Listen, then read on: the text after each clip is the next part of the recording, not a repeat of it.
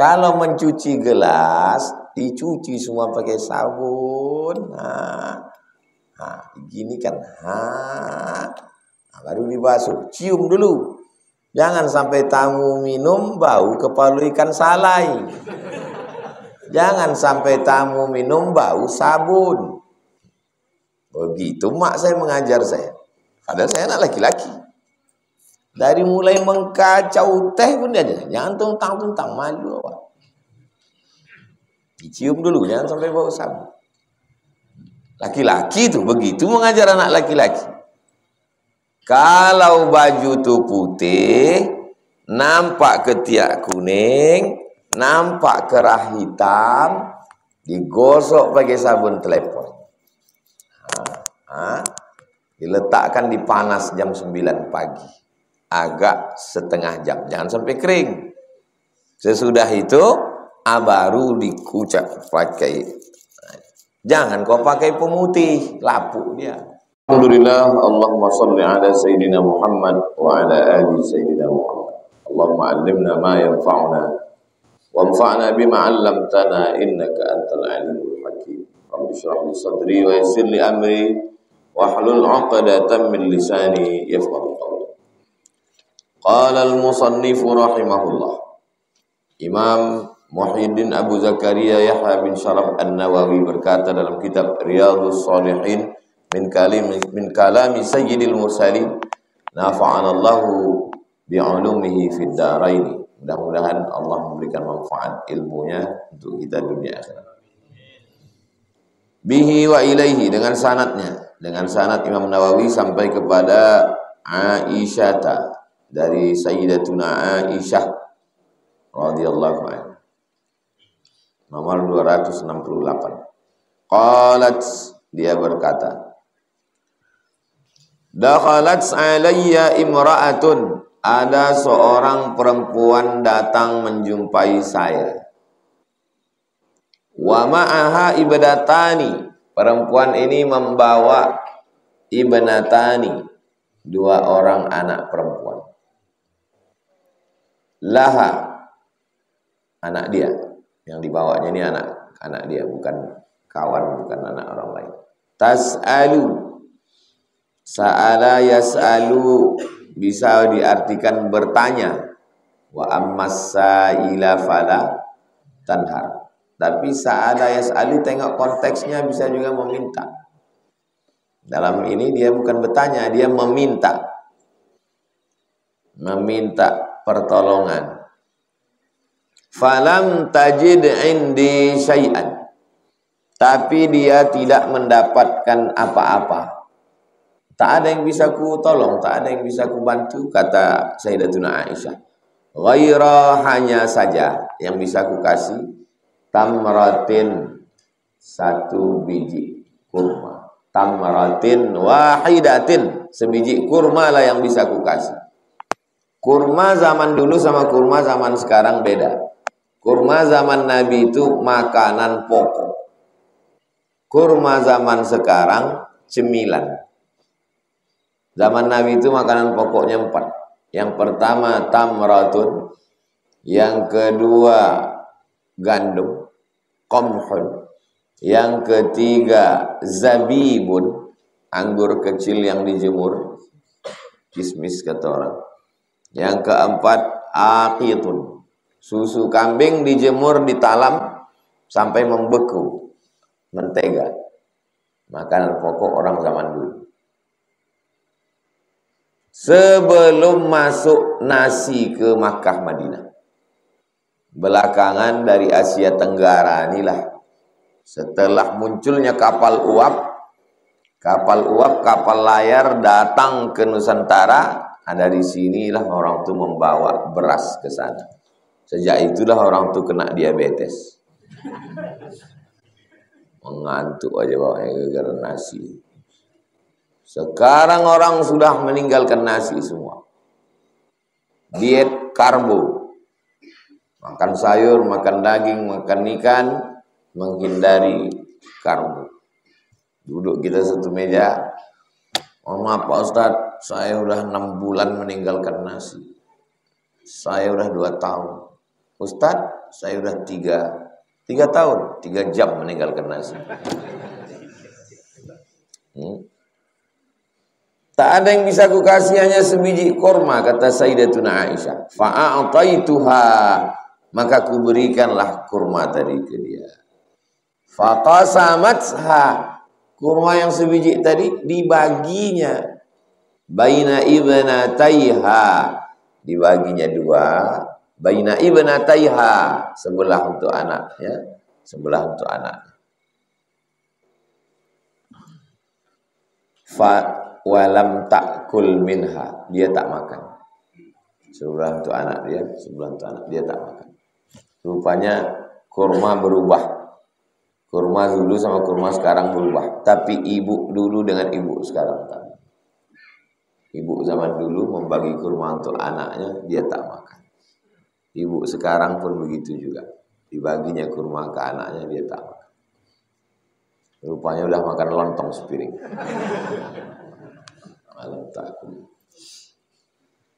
Tsumma qamat, lalu perempuan itu pun berdiri.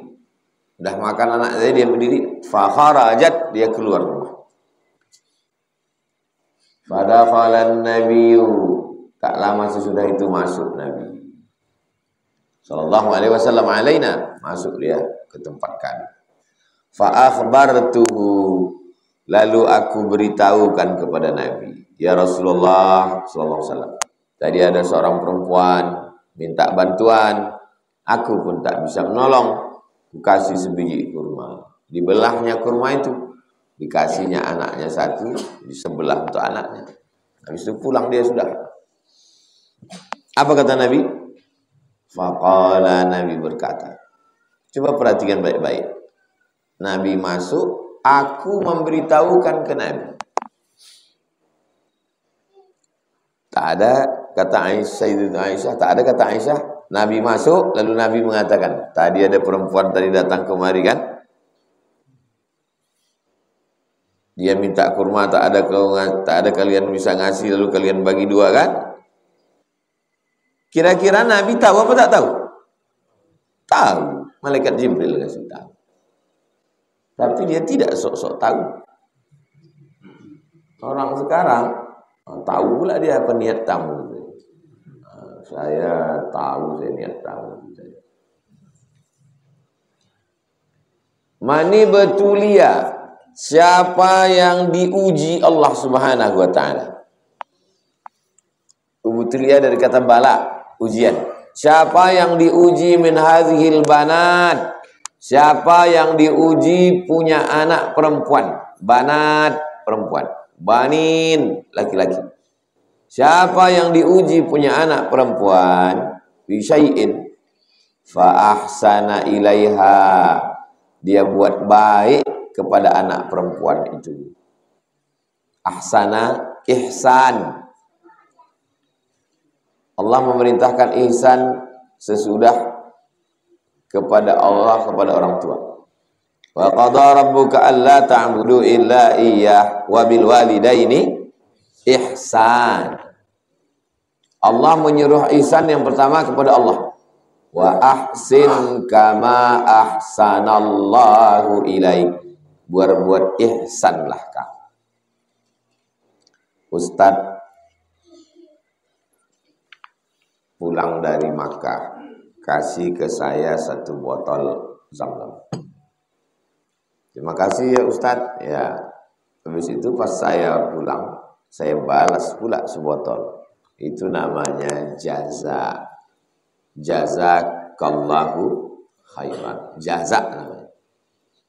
Ada jamaah kasih saya sebotol. Pulang saya balas 1 drum.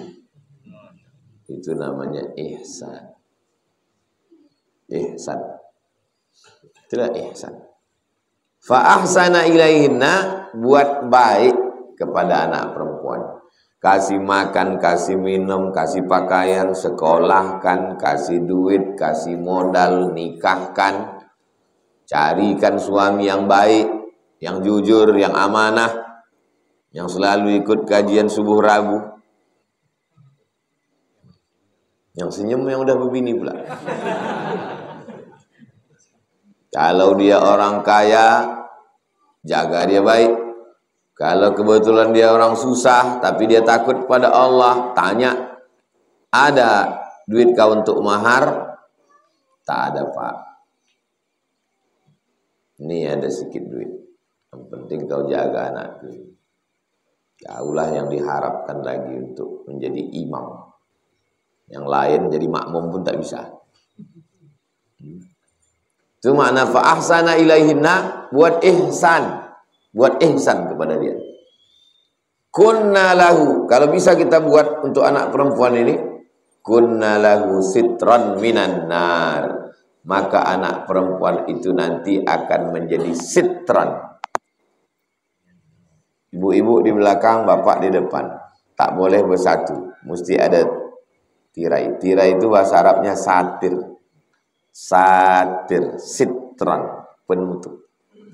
Kalau punya anak perempuan, kasih makan, kasih pakaian, sekolahkan, biayai, nikahkan, ihsan namanya, maka anak perempuan itu akan menjadi sitran, menjadi penutup antara kita minan nar, dari api neraka. Kenapa tak anak laki-laki? Kenapa disebut anak perempuan? Karena zaman dulu kalau punya anak perempuan malu. Punya anak perempuan gali tanah, kubur hidup-hidup. Punya anak perempuan merah muka bercampur hitam karena malu. Maka hadis ini ingin mengatakan, sedangkan anak perempuan saja bisa jadi sitron minanan, apalagi anak laki. Hadis ini juga menjadi penyeimbang bagi orang-orang yang selalu meriwayatkan hadis misoginis. Misoginis itu istilah mengejek Islam. Islam ini diskriminatif terhadap perempuan. Perempuan dalam Islam itu direndahkan, disepelekan. Perempuan dalam Islam itu dilecehkan. Jadi kalau menyampaikan hadis, sampaikan dua-dua. Sampaikan hadis yang kelihatannya seakan-akan bagi orang yang sekuler, liberal, benci Islam, dibilangnya tengoklah Islam itu. Harta warisan anak perempuan dikasih setengah, laki-laki full. Itu bukan diskriminasi. Kenapa anak perempuan itu dikasih setengah, anak laki-laki satu? Karena yang menanggung biaya nikah laki-laki, mahar laki-laki, nafkah laki-laki. Perempuan menjadi tanggungan laki-laki. Bukan diskriminatif. Tapi ketika cerita tentang menjadi penjaga dari api neraka, maka yang disebutkan Nabi adalah sitran minan nar, anak perempuan. Maka didiklah anak perempuan baik-baik. Itu kenapa saya membuat pesantren perempuan. Karena saya tak punya anak perempuan. Anak-anak perempuan dikasih makan, dikasih minum, dikasih sekolah 25 orang setahun gratis. SMP 3 tahun, SMA 3 tahun, 25, 150. Supaya apa? Supaya dia bisa menjadi sitran minan nar, menjadi penghalang, penjaga, hijab kita dari api neraka. Jadi siapa saja yang punya anak perempuan itu bisa menjadi hijab, menjadi sitron, menjadi dinding, tapi juga anak perempuan bisa menjadi penyebab orang tua masuk neraka. Anak perempuan yang tak menutup aurat, bapaknya rajin ke masjid, kakinya sudah masuk neraka sebelah. Anak perempuan yang dibiarkan pacaran, ibunya jilbabnya panjang. Selalu itu fenomena jalan anak gadis sama ibu-ibu, ibunya bertudung labuh, macam kelambu jilbab ibu itu panjang. Anak tak bertudung. Mestinya anak itu yang bertudung, ibu itu tak bertudung, tak apa-apa. Tak berselera orang nengok dia. Sudah tua. Ini makin tua makin panjang pula jilbab. Anak tak bertudung. Berjalan pula berdua. Muttafaqun alaih. Hadis ini ada dalam kitab Sahih Al-Bukhari dan ada dalam Sahih Muslim. Hadis terkuat. Ada dalam Sahih Bukhari, ada dalam Sahih Muslim. Itulah hadis yang paling kuat. Jadi kalau ada nanti orang dengar ceramah, siapa yang punya anak perempuan, dia akan menjadi dinding hijab dari api neraka. Itu hadisnya ada dalam Sahih Bukhari, ada dalam Sahih Muslim. Jangan dibuat hadis riwayat Imam Nawawi. Tak bisa. Karena Riyadhus Shalihin ini bukan referensi primer. Ini referensi sekunder. Jadi yang menulis makalah, nulis kolom dalam kurung HR Nawawi. Nah, berarti dia gak ngaji. Kalau HR itu referensi primer, induk, asal, bukan ngutip dari kitab lain. Sahih Bukhari, Sahih Muslim, Sunan Abi Daud, Sunan Nasa'i, Sunan Tirmidzi, Sunan Ibnu Majah, Muwatta Malik, Sunan Darimi, Musnad Ahmad bin Hambal. 9 kitab utama Ahlus Sunnah wal Jamaah. Dalam kurung HR Al-Bukhari, HR Muslim, HR Abu Daud, HR Nasa'i, HR Tirmidzi, HR Ibnu Majah, HR Malik. Jangan buat HR Nawawi, karena dia mengutip dari kitab ini. Berikutnya 269. Wa an Aisyata, dari Aisyah radhiyallahu anha. Qalat, dia berkata, Ja'at, datang, ni kepada saya, miskinatun, perempuan miskin. Cara menerjemahnya miskinatunnya duluan. Seorang perempuan miskin datang kepada saya. Itu bahasa Indonesia yang benar. Banyak juga saya tengok orang menerjemah buku, dibuatnya kata kerja duluan. Berkata Rasulullah. Itu tak betul. Kalau dalam bahasa Arab, betul. Itu namanya jumlah fi'liyah, fi'ilnya dulu. Qala Rasulullah. Qala Allah. Jangan terjemahkan berkata Rasulullah. Rasulullah SAW bersabda. Ja'at, datang, ni kepadaku, miskinatun, dibalik menerjemahnya, seorang perempuan miskin datang kepadaku. Tahmilu, dia membawa ibnataini, 2 orang anak perempuan. Laha, anak dia, bukan anak orang. Fa'at'amtuha, aku beri dia makan. Salasa tamaratin, 3 kurma. Tamratun, 1. Tamratani, 2. Tamaratin, 3. Aku kasih dia 3 kurma. Fa'ataitu, aku kasih kulla wahidatin, setiap fa'atat, si ibu tadi mengasih kulla wahidatin minha, setiap anaknya itu dia kasih tamratan. Kau 1 kurma, kamu 1 kurma.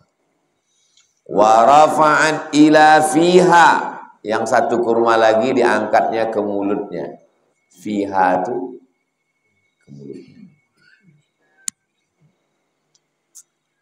Litakulaha, dia mau makan. 1 untuk anaknya, 1 untuk anaknya, 1 untuk dia. Pas mau dimakannya, fastat'amat ha ibnatah. Terus anaknya tadi minta. Anaknya kan udah makan. Ya, memang biasa anak-anak gitu. Udah makan diminta lagi punya maknya. Jadi anak ini memang dari dulu udah begitu sifat. Kalau ada ibu-ibu cuman kau kok gini. Ya, memang udah begitulah anak-anak. Fastat'amat ha ibnatah. 2 anaknya itu minta lagi. Apa yang dilakukan ibu itu? Apa dipukulnya anaknya itu? Kurang ngajar kau gitu dia. Fasyaqqat, dibelahnya, syaqqat. At-tamrata, dibelahnya kurma itu. allati kanat turidu an ta'kulaha. Kurma yang mau dimakannya itu tak jadi dia makan, dia belah menjadi dua. Bainahuma, dibelahnya dua, kasihnya sebelah. Fa'ajabani, ajaba, ajib, fa'ajab, mengagumkan, membuat saya takjub. Fa'ajabani sya'nuha, perkara dia, perbuatan dia itu membuat aku terkagum, kata Sayyidatuna Aisyah. Fadzakartu, maka aku sebutkan alladzi sana'at, yang dilakukan perempuan itu, yang dilakukannya itu kuceritakan li Rasulillah sallallahu alaihi wasallam. Kuceritakan kepada Nabi Muhammad sallallahu alaihi wasallam. Faqala, Nabi bersabda. Apa kata Nabi?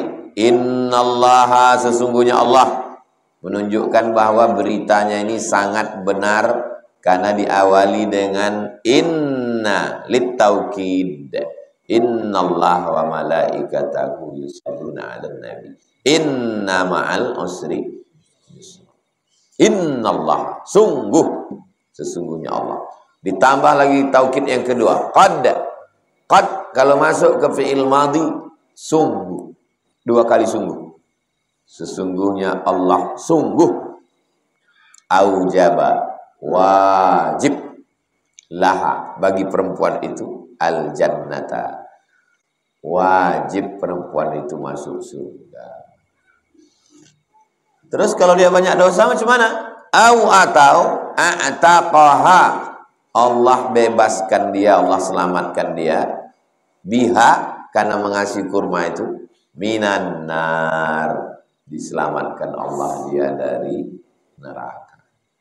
Pertama kasih makan dulu, sesudah makan kasih minum, setelah kasih minum kasih pakaian, habis itu kasih tempat tinggal, habis itu kasih sekolah pendidikan, habis itu ada orang baik datang Minang, nikahkan, potongkan kambing, buatkan walimah, kasih modal, susah dia senangkan hatinya, kasih nasihat, didik anak perempuan kita baik-baik.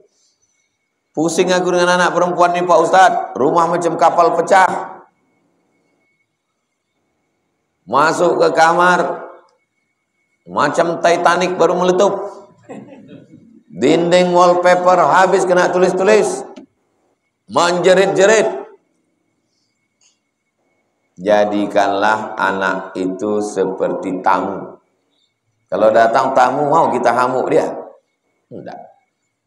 Mau kita tanya ke tamu, pulangnya jam berapa Pak? Jadi tamu macam mana? Kita tunggu aja. Ibu-ibu, bapak-bapak yang kamarnya macam kapal pecah, yang dindingnya kena coret-coret, yang lantainya busuk bau, tenang-tenang aja. Paling lama menahankannya 20 tahun. Paling lama 30 tahun.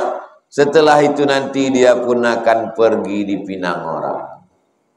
Setelah pergi anak pertama, pergi anak kedua, pergi anak ketiga. Apa kabar ibu sekarang? Balik modal Pak Ustaz. Tinggal berdua lagi kami di rumah. Bapak pun asik pula main gaple. Tinggallah saya sendiri Pak Ustaz. Rindu balik mendengar. Habis itu apalah kata ibu-ibu yang udah tinggal sendirian? Biarlah anakku itu menjerit-jerit Pak Ustaz. Biarlah macam kapal pecah Pak Ustaz. Biarlah lantai kotor. Biarlah semua dinding itu ditulisnya. Dulu katanya risau. Sekarang rindu pula. Memang begitulah sifat manusia. Tak ada anak, doa siang malam minta anak. Ada anak, biarlah kalian mati semua. Makanya ini tamu. Jagalah tamu ini dengan baik, kasih makan, kasih minum, sampai masanya nanti dia pergi dipinang oleh anak-anak muda yang soleh-solehah. Sabar bapak menjaga anak perempuan ini, sabar ibu menjaga anak perempuan. Tak sama menjaga anak perempuan sama anak laki-laki. Saya dikirim beberapa video tentang anak perempuan ini, rupanya dari kecil udah merajuk. Dijaga pula anaknya, bini pula merajuk. Jadi kalau ada kalian laki-laki punya anak perempuan merajuk, dapat juga bini perempuan merajuk, memang surgalah tempat kalian. Memang layaklah kalian dapat surga. Begitulah Allah Ta'ala. Tak bisa saya jelaskan karena saya tak punya anak perempuan. Jadi kalau dia amalnya banyak, aujaba laha bihal jannah, wajib dia masuk surga. Seandainya dia tak banyak amal, banyak dosa, a'taqaha biha minan nar, diselamatkan Allah Ta'ala dia dari api neraka, diampunkan Allah segala silap salahnya, didik besarkan anak perempuan dengan baik. Jangan jadikan anak perempuan sebagai babu. Semua anak perempuan, mencuci anak perempuan, mengepel anak perempuan, melayani tamu anak perempuan. Anak laki-laki, dikasih duit, dikasih sekolah tinggi-tinggi. Anak laki-laki S1, S2, S3. Anak perempuan sah kalau tamat-tamat SMA, nanti mencuci juga. Anak perempuan sekolahkan tinggi-tinggi. Tapi anak perempuan juga mesti diajar cara mencuci, cara menggosok, cara melayani tamu. Kenapa? Karena walaupun dia nanti jadi profesor, jadi guru besar, jadi pejabat, jadi apapun, di rumah dia tetap ibu rumah tangga.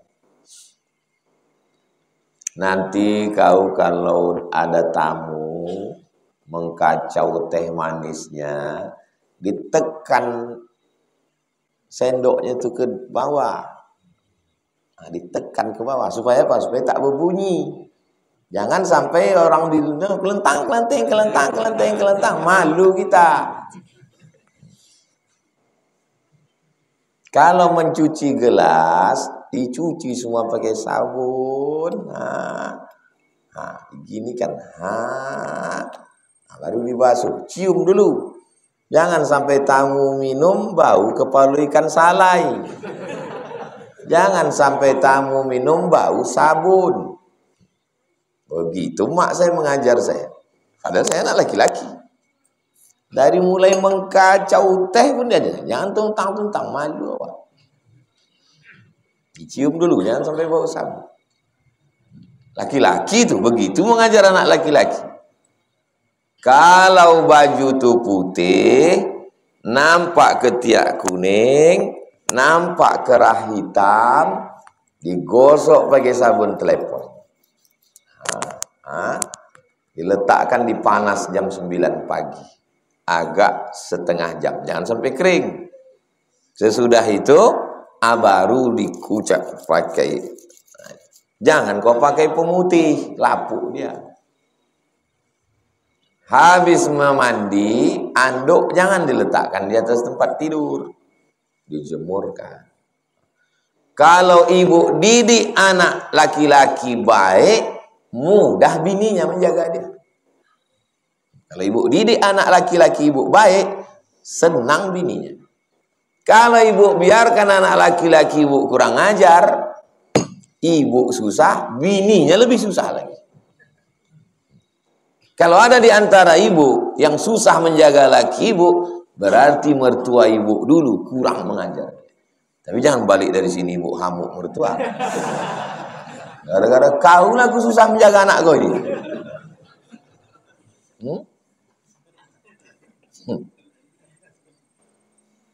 Ada saya tonton video tentang keluhan seorang istri. Balik ke kamar, berserak, asal mengambil baju, ambil dari bawah. Udah bagus disusun bininya ke atas, tarik dari bawah. Dia buka, mengeluh. Saya tengok, begitu rupanya keluhan bini-bini yang dapat laki kurang ajar. Mestinya dia yang mencarikan pembantu untuk menyetrika baju itu, untuk menyusun, untuk memasak. Udahlah dia tak menolong, yang ada tuh dihamuk-hamuknya pula lagi. Makannya pun dari kebun perempuan itu. Kebetulan perempuan itu anak orang kaya, sawitnya sejauh mata memandang. Anak tunggal pula, ayahnya udah stroke. Diazabnya juga lagi anak perempuan. Udah nasib kalian lah, dapat laki hantu. Rawahu Muslimun. Hadis ini ada dalam Sahih Muslim saja, tak ada dalam Sahih Bukhari. Tengok cara Imam Nawawi menyusun. Yang paling kuat dulu Sahih Bukhari, Sahih Muslim. Di bawah baru Sahih Muslim. Kenapa tak dicukupkannya aja pada satu riwayat? Cukupkan satu riwayat dah. Kenapa mesti dua riwayat? Dengan banyaknya riwayat semakin kuatlah. 270. Wa an Abi Shuraih, dari Abu Shuraih. Nama dia Khuwailid bin Amr Al-Khuzai radhiyallahu anhu. Qala, dia berkata, qala Nabi sallallahu alaihi wasallam. Nabi berkata, apa kata Nabi? Allahumma, ya Allah, inni aku uharriju haqqad dha'ifain. Aku, kata Nabi sallallahu alaihi wasallam, uharrij. Haraj dari kata susah. Uharrij, aku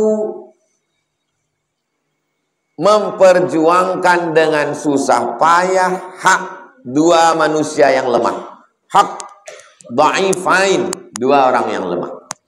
Siapa itu? Al-yatimi, anak yatim, wal mar'ati, dan perempuan.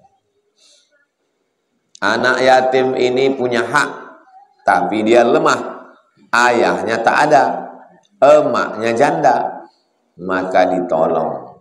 Al-mar'ati, perempuan lemah, disepelekan orang, direndahkan orang, ditolong Nabi sallallahu alaihi wasallam. Hadis ini statusnya hadisun hasan. Yang paling tinggi hadisun sahih. Di bawah sahih hadisun hasan. Hadis sahih, hadis hasan tak ada ikhtilaf, bisa jadi dalil. Contoh hadis hasan yang lain.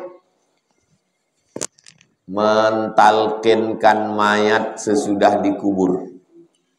Sesudah digali tanah, masuk ke liang lahat, ditimbun, ditalkinkan.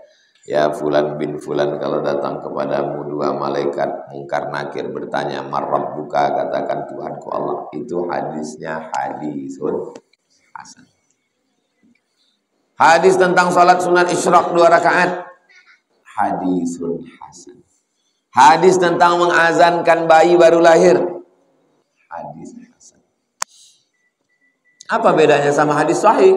Hadis sahih cukup 5 syarat. Pertama, sanadnya bersambung. Kedua, periwayatnya adil. Ketiga, periwayatnya dhabit, kuat ingatan. Keempat, tidak bertentangan riwayat ini dengan hadis yang lain yang sahih juga. Kelima, tidak ada illat, sebab kecil yang merusak kesahihannya. Cukup 5 syarat, hadisnya sahih. Cukup 4 syarat, kurang 1. Kurang pada dhabit, kekuatan hafalan. Periwayatnya hafal 100. Pas disuruh ulang, tinggal 1. Hadisnya dhaif. Periwayat ini hafal 100. Pas disuruh ulang, hilang 25. Hadisnya hasan. Begitu kata guru kami dulu di Al-Azhar, Syekh Basyuni, Mustafa Basyuni Al-Qumi, kalau hafalnya 100, hilang 25, hadisnya hasan. Kalau hafalnya 100, hilang 50, hadisnya dhaif. Cukup 5 syarat. Sanadnya bersambung, riwayatnya adil, riwayatnya dhabit, tidak bertentangan dengan riwayat yang siqah terpercaya, tidak ada illat, cuman kurang dhabit. Khifatut dhab, kurang kuat ingatannya. Kalau dihafalnya 100, hilang 102. Itu namanya pikun. Riwayat yang pikun, tengok kapan dia pikun.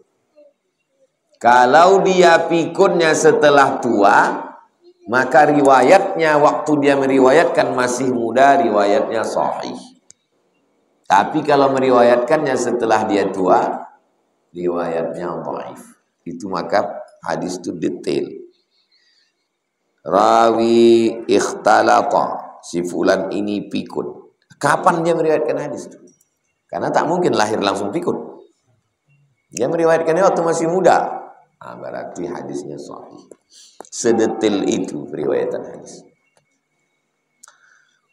Wa ma'ana uharriju, arti uharrij, ulhiqul haraj, saya menempelkan al-ismu, dosa, biman dayya'a haqqahuma, siapa yang menyia-nyiakan hak anak yatim dan hak perempuan, maka kutempelkan dosa bagi siapa saja yang menyepelekan, merendahkan, menghinakan, menyia-nyiakan anak yatim dan perempuan. Wa uhadziru, aku peringatkan, hazar, peringatkan. Lampu hazar, lampu peringatan. Wa uhadziru, aku peringatkan, min dzalika, supaya jangan menyepelekan perempuan. Tahdziran balighan, peringatan yang baligh, sangat. Wa azjuru, dan aku menegur, aku tegur, anhu, jangan melakukan perbuatan itu. Zajran, teguran, akidan, teguran yang sangat kuat. Hati-hati dengan anak yatim, hati-hati dengan perempuan. Pengurus-pengurus masjid yang menyebarkan kotak yatim di pintu, tolong dibuka kotak yatim itu bagi sekarang, di pas libur sekolah. Kotak yatim dibuka setahun 12 kali. Awal bulan buka, bagi, bukan duit kalian itu pengurus. Jangan dikumpul setahun mati anak yatim. Tak sanggup kalau dibuka tiap bulan cuma 3.000 perak isinya, buka setahun 3 kali. Bulan Juli anak yatim mau bayar uang sekolah, beli baju, daftar ulang. Bulan Desember libur semester, mau Ramadan atau mau Idul Fitri. Kalau mau Ramadan itu berarti duitnya untuk makan buka puasa. Kalau mau Idul Fitri berarti beli baju. Bisa 4 kali, bagus. Pengurus masjid, surau langgar musola, buatkan kotak, letakkan di pintu, jalankan di jamaah kotak du'afa untuk anak yang emaknya meninggal, ayahnya tak pulang-pulang merantau, ayahnya hilang diambil pelakor, tapi dia susah. Nanti waktu anak yatim dibagi dia tak dapat. Jangan bagikan duit yatim ke dia. Duit du'afa masukkan, bungkuskan, tulis D di pojok atas, D. Yang untuk ini Y. Yang tulis itu du'afa, sakit hati dia. Pakai kode-kode. Jangan sampai disimpan duit itu sampai berat. Simpan, pas mau buka dilarikan maling. Pengurus tak pula mau mengganti. Begitulah teguran Nabi kepada orang yang menyia-nyiakan. 271. Wa an Mus'ab ibni Sa'ad bin Abi Waqqas. Nama ayahnya Sa'ad bin Abi Waqqas. Nama anaknya Mus'ab. Kedua-duanya radhiyallahu anhuma, Allah meridai keduanya. Qala, dia berkata, Ra'a Sa'dun, Sa'ad melihat anna lahu fadlan, bahwa anaknya ini punya kelebihan, ala man dunahu, terhadap orang lain. Dibanding sama yang lain dia punya kelebihan. Faqala Nabi SAW. Lalu Nabi berkata, hal tunsarun, apakah kamu ditolong Allah, wa turzaqun, dan kamu dikasih rezeki. Kenapa kamu ditolong Allah? Kenapa kamu dikasih rezeki? Apa yang menyebabkan kamu dikasih tolong dan dikasih rezeki? Illa bidu'afaikum.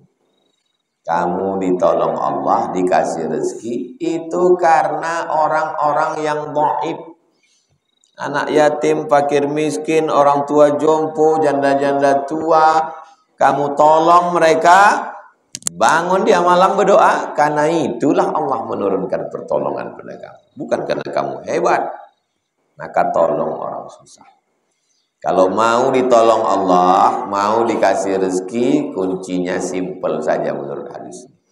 Tolong orang susah. Balik gajian, beli beras 5 kilo, beli minyak sekilo, beli gula sekilo, beli sarden, beli susu saset, beli gula kopi, masukkan plastik, titipkan. Sebelum sampai ke rumah, kasih. Insya Allah turun pertolongan Allah, dapat rezeki. Rawahul Bukhari. Imam Bukhari meriwayatkan hadis ini hakadha. Imam Bukhari meriwayatkan hadis ini begini, mursalan. Hadisnya mursal. Hadis mursal ini sahabat Nabi. Ini tabi'in. Lebih tinggi sahabat daripada tabi'in. Sahabat jumpa Nabi, tabi'in tak jumpa. Tiba-tiba tabi'in berkata, Nabi bersabda. Kalau ada jumpa hadis, tabi'in berkata, Nabi bersabda, itu nama hadisnya mursal. Sahabat, tabi'in, tabi'in, baru pengumpul hadis. Kalau pengumpul hadis, Imam Bukhari, Imam Muslim, Imam Nawawi, Imam Bukhari, Imam Muslim, Imam Abi Dawud, Imam Nasai, Imam Tirmidzi, Imam Ibnu Majah, tiba-tiba saja dari pengumpul hadis ini dia bilang qala Nabi, Nabi bersabda. Nama hadisnya mu'allaq. Kalau putusnya di sini, tiba-tiba tabi'in berkata, Nabi bersabda, nama hadisnya mursal. Kalau putusnya 2, hilang tabi'in, hilang tabi'in. Putus 2, berturut-turut, nama hadisnya mu'dal.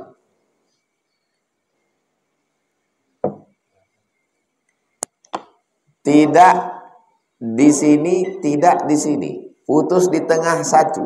Nama hadisnya munqati.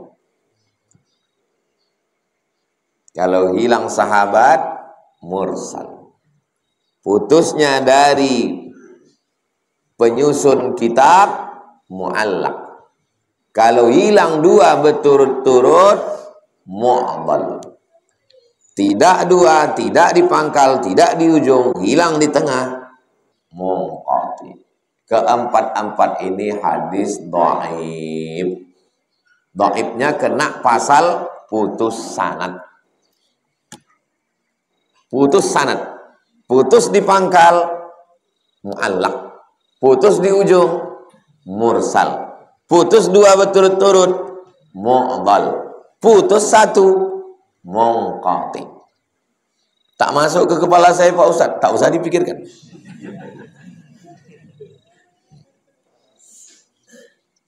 Anggap sebagai pengetahuan saja.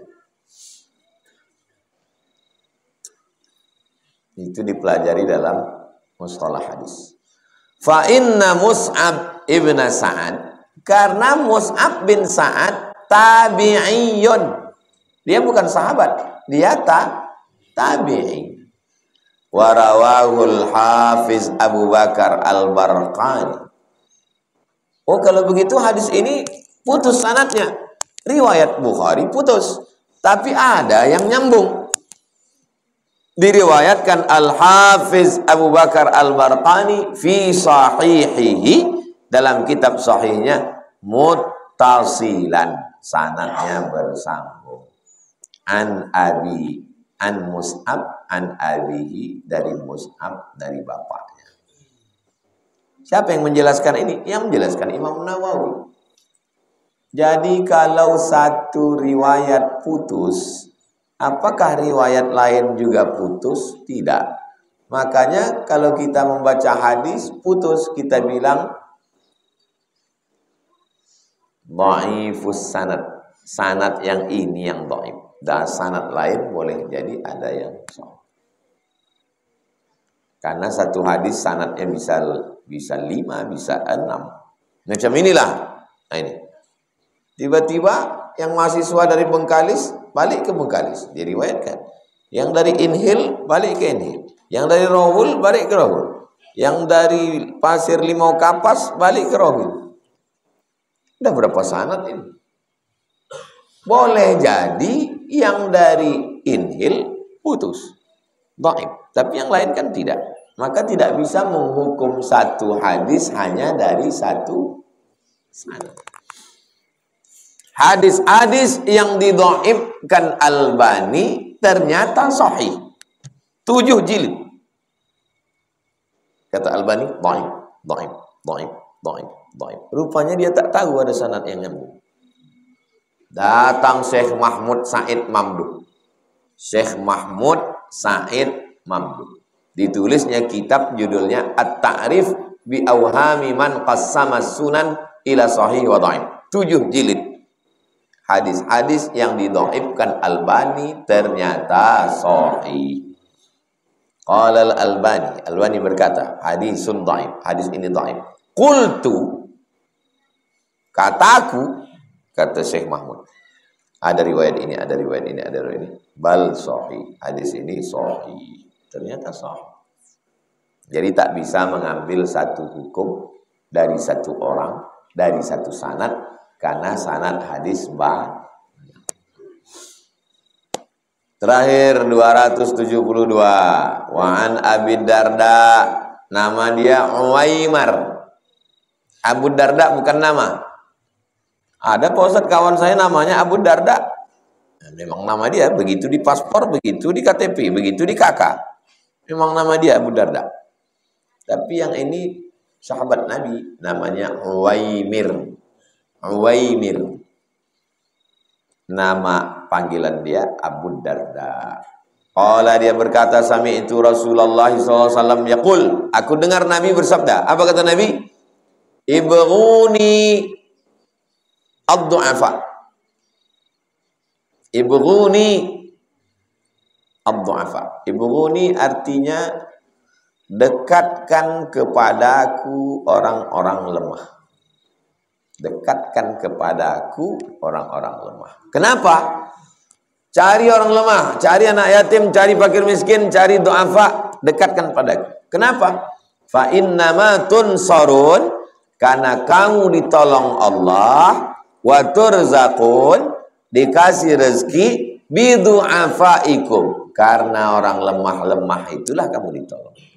Kalau mau ditolong Allah, cari anak yatim, fakir miskin, orang lemah, du'afa, kasih makan, kasih minum, kasih pakaian, bayarkan sekolahnya, insya Allah datang pertolongan Allah. Percaya apa tak percaya? Terserah, yang tak percaya nggak apa-apa. Saya udah nyoba.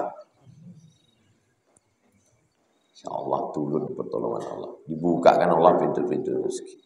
Rawahu Abu Daud.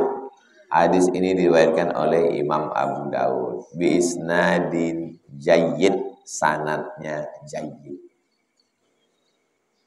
Sahih. Dhaif. Jayyid ini di mana pula? Ada sahih, ada dhaif. Antara sahih dan dhaif hasan. Antara hasan dan sahih jayyid. Di bawah sahih, di atas hasan. Pusing kepala aku belajar ulumul hadis nih Pak Ustaz. Pelajaran yang jelimet, ribet, banyak istilah ilmu hadis. Maka jarang orang suka. Tapi bagi saya menarik karena dia detail. Yang suka detail-detail ambil jurusan ilmu hadis. Rawahu Abu Daud bi isnadin jayyid. Itulah kaji kita subuh ini. Pertemuan akan datang bab 34 babul wasiyah bin nisa, wasiat untuk perempuan.